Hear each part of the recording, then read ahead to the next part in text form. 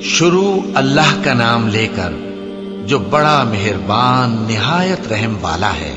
سورج کی قسم اور اس کی دھوپ کی، اور چاند کی جب وہ اس کے پیچھے چلے، اور دن کی جب وہ اسے روشن کر دے، اور رات کی جب وہ اسے چھپا لے، اور آسمان کی اور اس ذات کی جس نے اسے بنایا، اور زمین کی اور اس ذات کی جس نے اسے پھیلایا، اور نفس انسانی کی اور اس کی جس نے اسے درست کر کے بنایا۔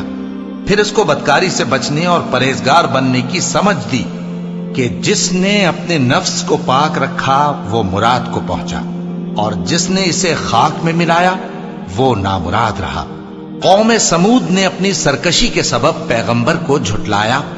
جب ان میں سے ایک نہایت بدبخت اٹھا تو اللہ کے پیغمبر صالح نے ان سے کہا کہ اللہ کی اونٹنی اور اس کے پانی پینے کی باری سے خبردار رہو، مگر انہوں نے پیغمبر کو جھٹلایا۔ پھر اونٹنی کو مار ڈالا تو ان کے رب نے ان کے گناہ کے سبب ان کو نیست و نابود کر دیا، پھر سب کو برابر کر دیا، اور اللہ کو ان کے بدلہ لینے کا کچھ بھی ڈر نہیں۔ ان پر ہے سب کو فنا ہونا ہے، اور تمہارے پروردگار ہی کی ذات جو صاحب جلال و کرم ہے باقی رہے گی۔ تو تم اپنے پروردگار کی کون کون سی نعمت کو جھٹلاؤ گے؟